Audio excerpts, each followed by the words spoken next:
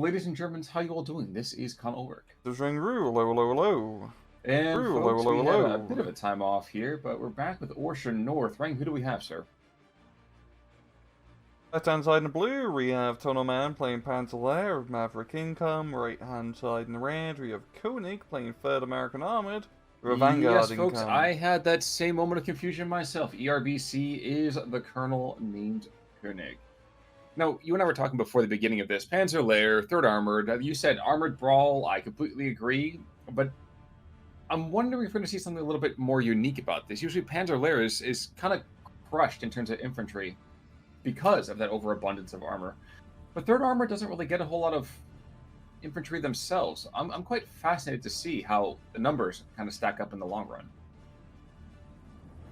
Yeah, I'd be curious to see if someone actually decides to do a central push, which actually is kind of going on right now. Flam and Worth is rushing the southern town, Puma providing fire support, and really both sides, opting for a lot of light vehicles, APs, half-tracks, all that good stuff.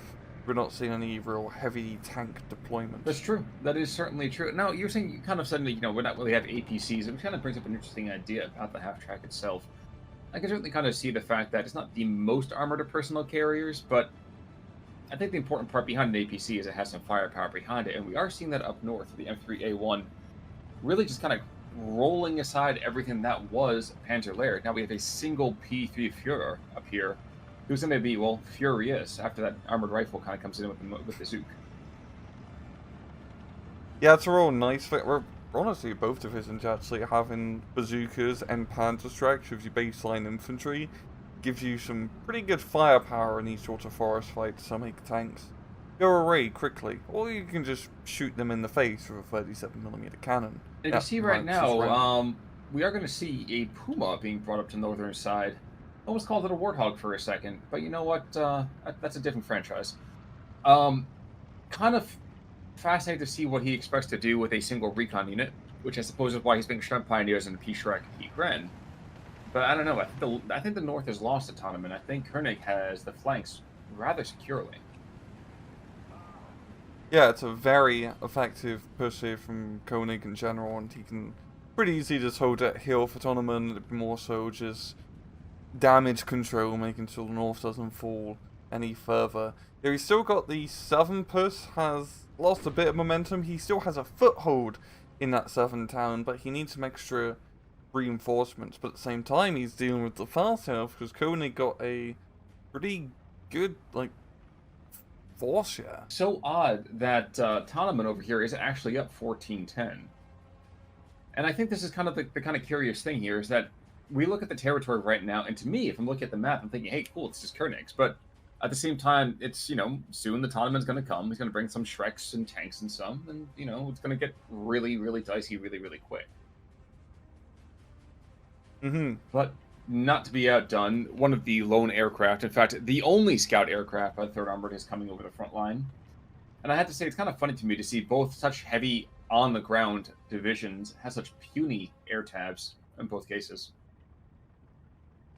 Yeah, even artillery as well. They've actually built their decks quite similar in a way. It's mainly just as much infantry and tanks, and as well as the amount of fire support one can bring here. We're seeing up north, things are getting a bit heated once again. As Tonnoman isn't just doing damage control, but is trying to push actively back into that hilltop position. But Koenig just has a very good defense here. And it's very dangerous for him to keep moving these tanks so close, because bazookas are everywhere. True, and let's not forget, these lovely little M8s are ridiculously deadly, even against those P3s. P3s are rather under-armored at this particular point. You can see right now, it's actually the 2nd or 3rd P3 that's been taken out by those M8 scout cars. And we got little remnants of this push. The Puma and half-track are providing good fire support. But it's not really enough to make a push, happen or continue. Those M8s could just swing around up north and get a kill. But no, they're actually just going to camp the road. And because we're just seeing continual, light vehicle spam, no real, medium tanks, these M8s are going to have a field day. Yes, they are. Which is kind of weird to think that he's bringing the Flampanzers. to me, that would have been a moment to, well, bring in a P4. Not for nothing, but the P4, even if you only have 3 of them in this first phase, you gotta be investing some heavy firepower, something to base your both resistance and your reversal around. And he's just not doing that. Yeah. Yeah, both sides really playing it quite light armored, because, you know, in 1v1 you want to try to cover as much ground as possible here, but definitely a good idea for Tonnoman to actually up armor. You see, he got the Focke-Wulf to try to do some recon, but he's not the reconist recon helicopter plane. It'll be a couple of years before helicopters become a bit mainstream. Trying to spot those Well, the M8s. M8s right now, the only thing they have to fear is a Shrek itself. One of them's already gone down. In fact, that's the commander as well, so at least the P-Grunt knows who to shoot at first. And this Puma he's quite nervous, but he's given enough breathing room over here that the M8 is forced to withdraw. And at long last, some of these half-tracks can limp to the front line to that fear being set alight, like Zippos. Yeah, the aggressive maneuver from the M8 definitely screwed over Koenig, because he probably could have knocked out this entire force if he just stayed in that defensive position. But now he's out of position. There's still a decent amount of infantry in the rear he can just fall back on, so it's not terrible. We are going to see some of that minimal on-map artillery. 81mm half-track over here for the Americans. He's trying to put fire down on the Sturm Pioneers and really that central flag. One of the things that's kind of surprising me is you look to the west of that Sturm Pioneer, that P-Gren, we have that Grill, and we have that Martyr, which have both been sitting there pretty much since the word go. And all I can think here is that he was afraid there was going to be some weird Stuart push, but I feel like right now he knows that's no longer the case. It's time to move those things along some axis somewhere, no pun intended. I guess it's more for just zoning, because he can't really contend with anything on the hill, but he just has enough range for anything coming down the hill. You can start shooting them as they do make an aggressive maneuver. Here's an option. Martyr, move it northeast. See the MG42 that's right there? If you plop that in the southeast corner of that forest, you see everything. Where he is right now? Sure, but he's getting blocked out by this entire central 2-flag position. And right now we're going to see so half-track moving in a blind spot defilade, another armored rifle being moved in at the same time. There's a bit of a weakness here. There's also definitely a weakness just in Tonnoman's line, because this M8 Greyhound may have got pushed out of position, but he's actually taken full advantage of it, getting infantry into the northern town, and then he's just doing hit-and-run tactics in and out the forest just to try to cause some havoc on Tonnoman's lines. And actually doing a great job of stalling this northern And that's the thing, too, isn't it? Is that right now Koenig has to take out as many points as he can because Panzer Lehr, true to form, is being made over here for B. Got tons of Panthers on the way, tons of P4s on the way. Heck, Jagdpanzers galore could be here. And actually, now that I'm thinking about it, why wasn't a Jagdpanzer one of these earlier kind of call-ins? Yes, expensive, for sure. But I feel like we're definitely missing the boat here on something. The Jagdpanzer in the middle will just do a heck of a lot of damage. Now, we are seeing Tonnoman down south kind of having this little containment going on here, which makes me think that he's going to try to rupture the center again.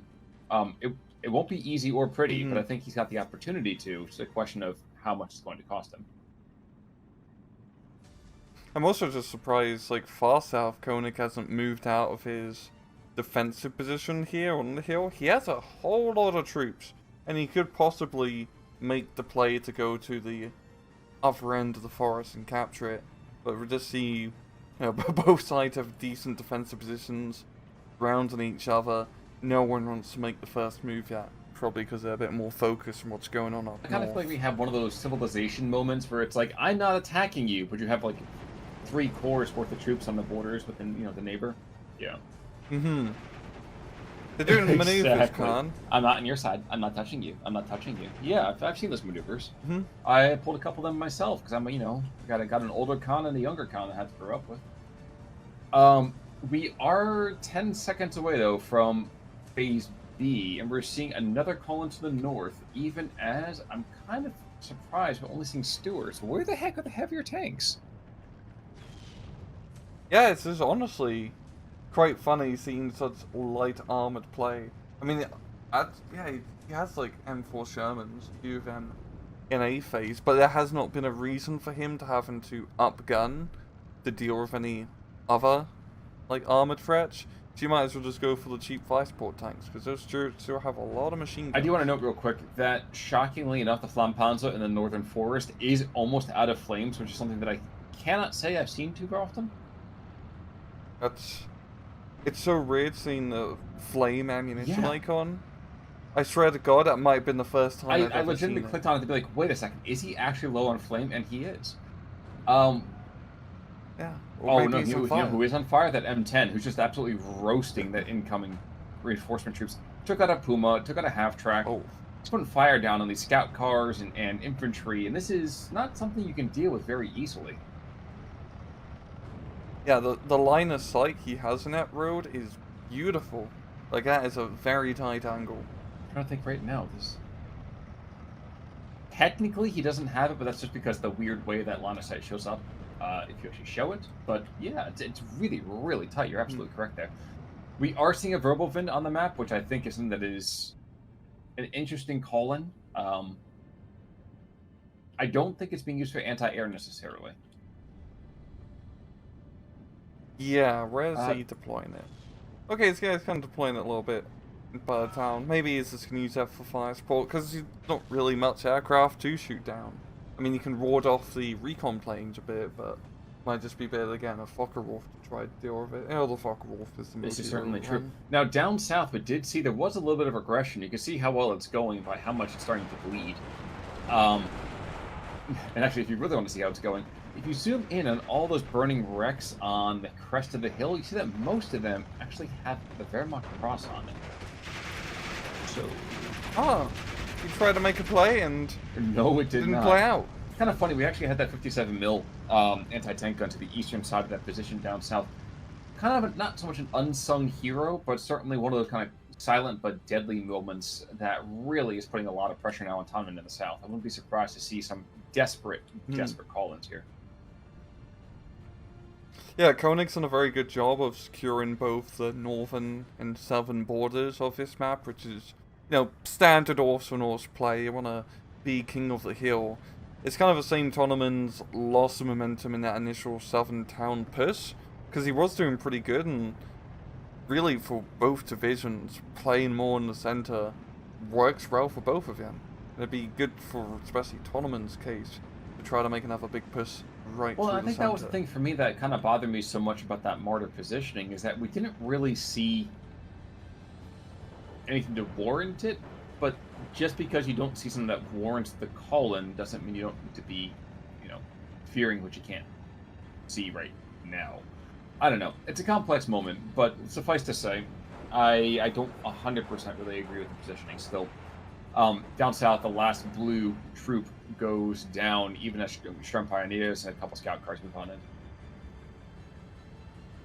Yeah, it's Koenig's is in a very good position. He still hasn't fully secured it because Tonnoman is coming in with some Sturm Pioneers to get himself a small foothold back in there. And there are good CQC troops compared to what the Americans have, but just numbers alone, I don't think are going to be clearing out our position. What I'd like to see is if somebody could stick one of those Stuarts in that forest. Yeah, you don't get a ton of range on them, but if you put it right where those armored rifles are, the BARs, the forest clears out just enough that he's going to aggress into you, and at that point, your troops are going to absolutely wreck him. Yeah. Almost the same way that peak run just shreked that M8 on the northern side of the southern forest.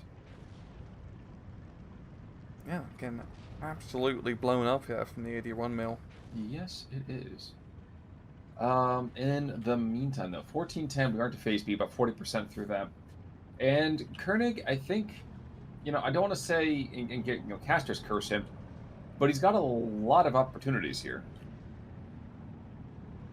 Yeah, he's managed to play very good in the flanks, and he's got a nice 14-10. I mean, right now it's B phase sort of sucks for him, but if he can just survive till C phase, it's going to be even Stevens, and then it's just holding out. Just don't fail like that. We're going to 15-9 now because he controls the absolute entirety of the northern side. And given with that on the southern side, which now the Command M8 is in there, but he has only returned fire on. Interesting. Okay, there we go. All right. I don't know. Strength Pioneers are coming in. Like you said, I don't see this being the super successful push that he's hoping for it to be. Even with the naval in the background here, I don't think it's going to go well. Yeah, once again, he needs to push more on the center, not trying to get into these American infantry grind fights, because the American infantry, pretty damn good, big scrod, may not be super CQC specialists, but everybody has a semi-automatic rifle, it goes quite far. This is very true. You can see right now the Strump Pioneers falling back, and they don't really have anywhere to fall back to.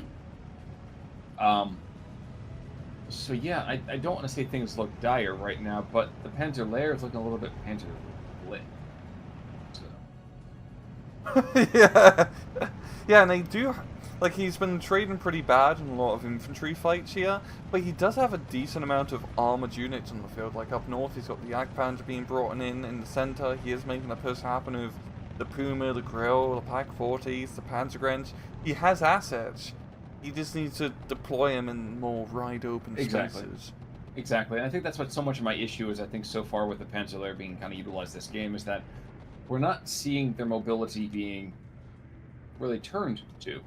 The Third Armored, as much as we want to kind of go and say, like, yeah, they're being in the wide-open spaces consistently, they still have a bite-and-hold mentality. Panzer Lair is one of those groups that has to consistently, at least for me, stay mobile, stay active, and stay pushing throughout a given match. You can't just kind of, like, sit back with the enemy to come to you. But hey, different strokes for different folks. We are going to get into the kind of not the heyday, rather what's the other term I'm looking for here? The gloaming, let's call it, of Tonnoman. As we're going into the 17th minute of the 16-8, he's bleeding out quite heavily as the first Panther hits the field. Long overdue in my mind. Oh, wow. Yeah. And he's bringing out, okay, more towards the northern central position, probably to help screen out the hill, because we do have that 105 Sherman, which is putting down some pretty good fire support. I do like how Tonnoman is making this push in the center happen. He just needs a little bit more beef to back it up here. I mean, the M5 sure is getting into position. Yeah, he just needs some more infantry to clear out town, because if he can capture like the free flags in the town area, yeah, can very much bring him back into the match. Absolutely. We are seeing a rotation, by the way, the naval for. I don't know. Oh, okay, he's a little bit nervous about it being taken out, which I agree. There's not a whole lot between those guys and the reinforcement point. And you can see right now we have this scout car doing the whole kind of sneaky beaky behind enemy lines bit. I'm wondering if he'll move a little bit further north, and if he sees that, if he's going to be able to take that out. I don't know. Yeah. I mean, we used to see, anti-tank rifle teams during rear line cheese. The meta's now evolved to M8 scout cars. Certainly for the Americans, anyway. We are also finally seeing the M10 being deployed a little bit more aggressively in the center. And you can see it right now. I feel like that center push, it's not dead, but he's certainly on life support here. Yeah. The M10 is in a good spot. He's kind of started a bit prematurely. He needs to get his Panther up and rolling. He's got a second Panther being brought in more towards the southern end of the map. And right now his fire support assets aren't really providing fire support to the dudes who very much need it. Where do you put this fire support? We're going to see right now there was a barrage, and I couldn't tell you for the life of me where it went, which kind of tells you quite a bit there. But where do you deploy your fire support at this point? I truly don't know what can be turned around here. You put like the Panther more towards the front line. It's risky, obviously, but you just need it drawing fire, and then you just shoot back with your big 75mm. Koenig's got the bloody 155mm heavy artillery, and he's going to be using that to pound the northern forest, and probably get some pretty good hits here. Is certainly true. Because we are going into, phase C here. And we're going to see those guys walking right through the area of impact at the absolute worst time. This is like watching the Dirty Dozen, except they don't get off the hillside before the artillery comes down. Oh, man. No, good at not all. good at all. And now we are into that dog day of this for the Panzer Lair. They're in sea phase. They're down in points. They're down in territory. They aren't down in fighting spirit, but it's certainly an uphill battle for them. And just looking on the far flanks, the Americans just have such a built-up defensive network of infantry, armored cars, light tanks. Yeah, it's just going to be very difficult, especially in CQC situations, for Tonnoman to push. And once again, he's moving like 1 or 2 units kind of by himself. Like this Panzer III moving up north.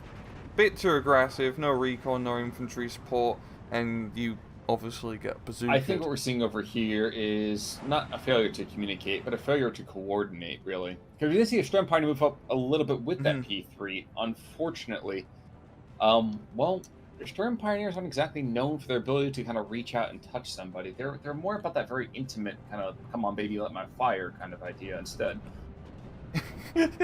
So, yeah. Is that a Flammenwerfer in your pants, or are you just happy to see me? Just bring a little bit of light to your life. And we are going to see a tap out over here, which I completely understand. And yeah, you can see right there, the tail of the tape is pretty brutal.